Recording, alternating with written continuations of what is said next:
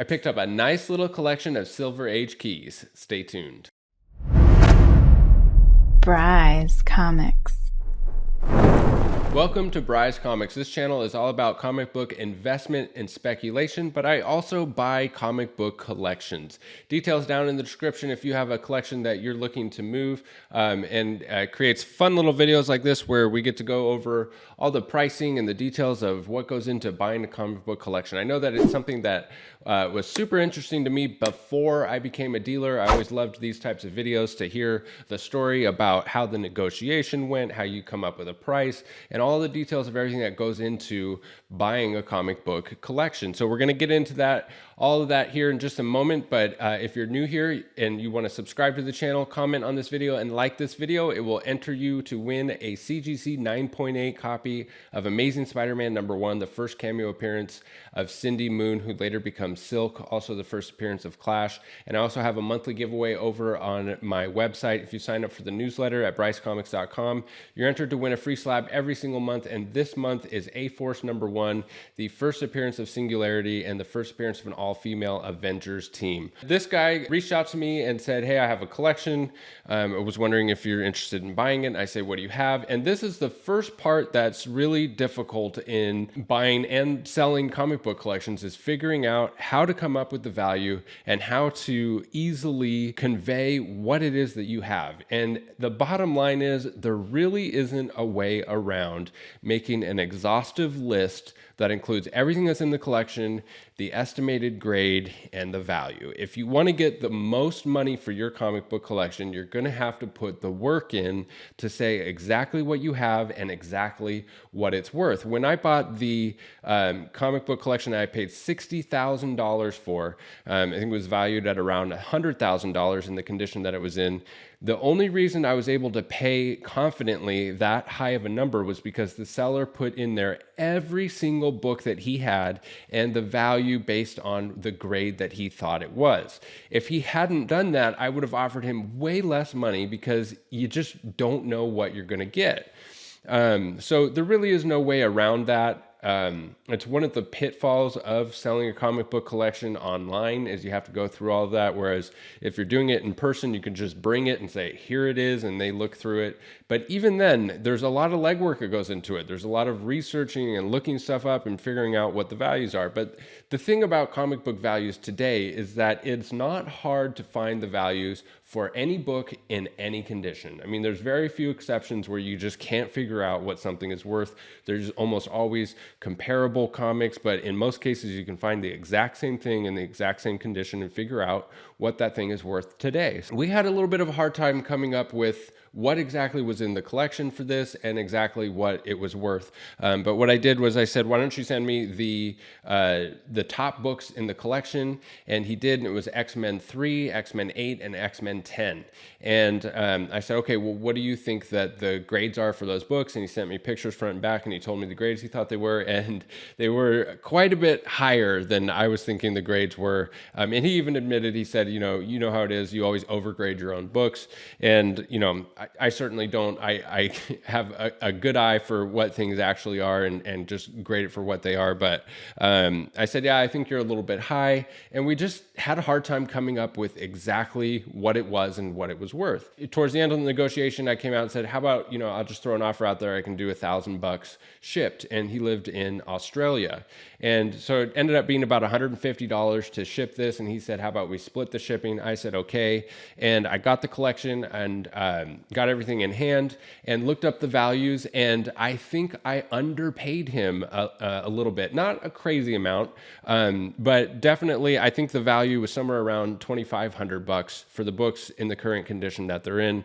I gave him $1,075 when it was all said and done. And so I contacted him and said, hey, I think I underpaid you a little bit, and I'm going to shoot you an extra, I think it was $125 I sent him. Just a gesture to say, hey, we had a deal. He was happy with the deal. He said, once it was all said and done, he said, great, this was fantastic working with you. Thank you so much. I'm happy.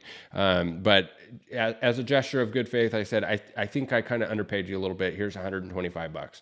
And of course, he was happy about that as well. Now, the big thing about this, that's still a little bit lower than I would normally pay. If you contact me and said I have a collection worth $2,500. I mean, like the lowest I'll usually go is around 60% of the FMV, but there is still a big wild card with this. I haven't like opened and looked through all of the pages. There could be quite a few of these that are qualified or missing pages or coupons cut out, which drastically affect the values of the books. Then of course, even if you do your due diligence and look for restoration, sometimes it's really hard to find stuff. You can get an edge trimmed that you really just can't tell. I've had books come back restored with an edge trimmed that is impossible to see with the naked eye, or with a magnifying glass that it's had a trimming.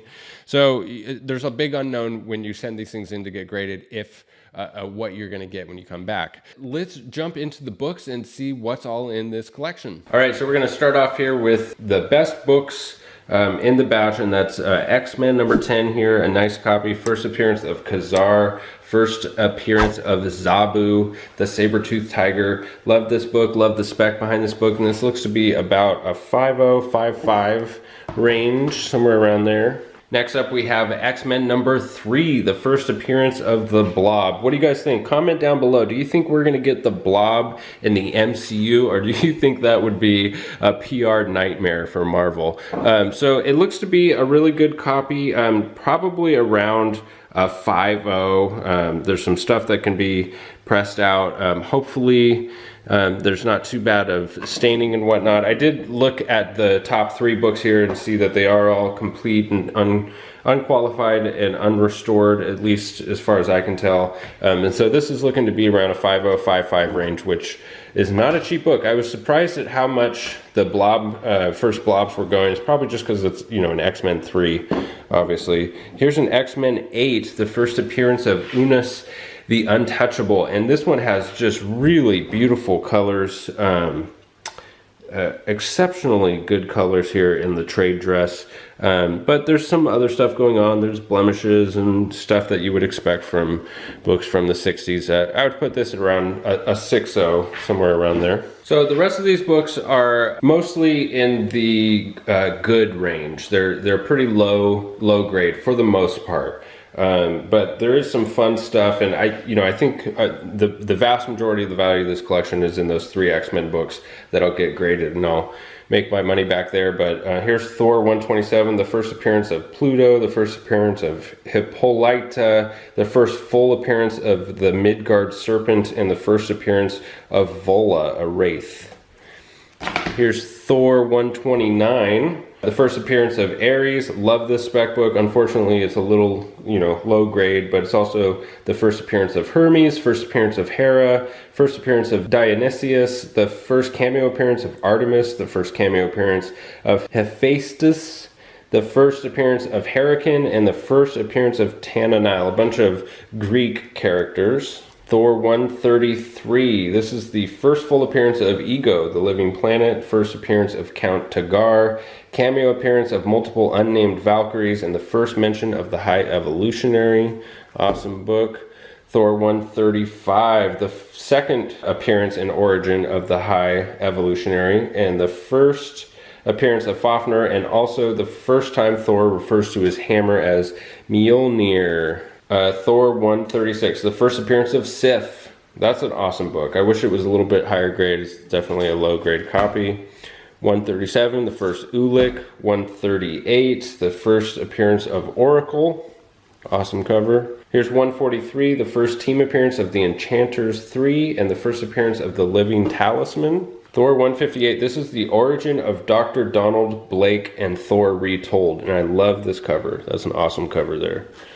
Unfortunately, it's low grade. Here's Thor 160. This is a Galactus story where Galactus hunts down Ego, the living planet.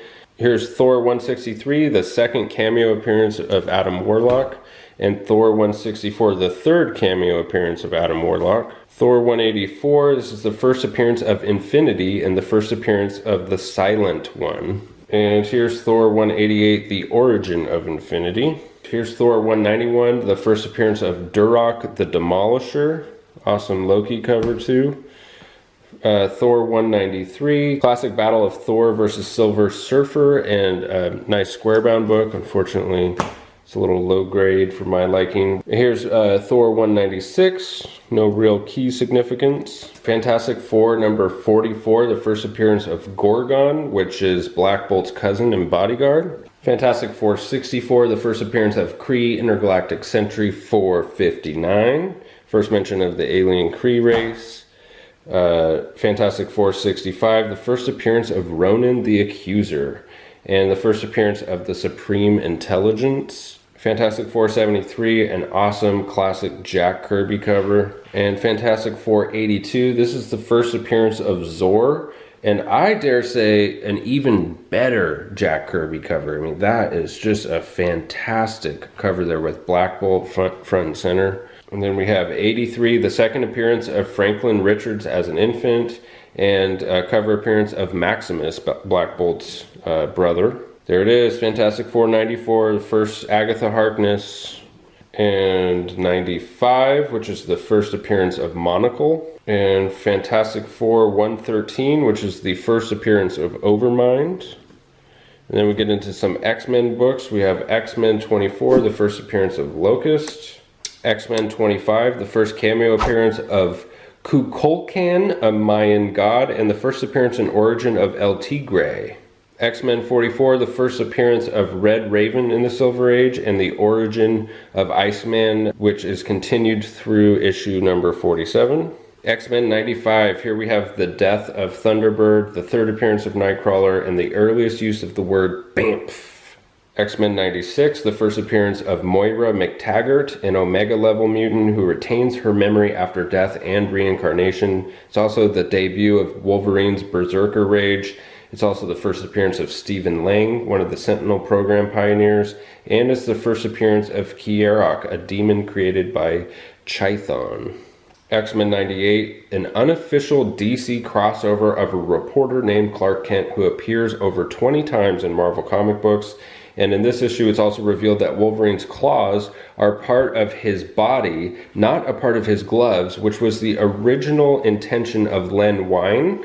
And this is also the first cameo appearance of Amanda Sefton, the ex-girlfriend of Nightcrawler and former ruler of Limbo, later named Day Tripper.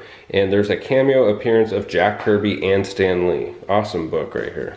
And we have X-Men 99, which is the first cameo appearance of Black Tom Cassidy.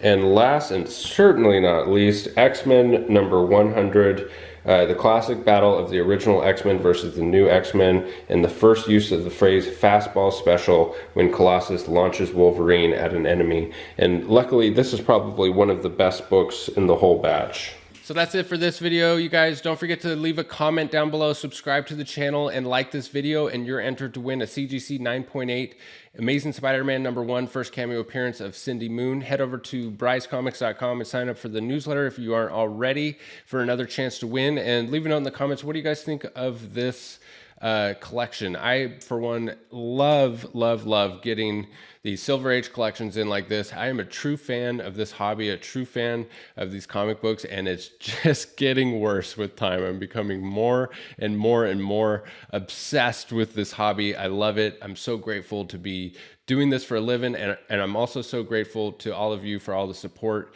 and everything that you've done to support Bryce Comics. Thanks so much as always for sticking with me to the end of the video, and we'll catch you in the next one. Bye. Bryce Comics.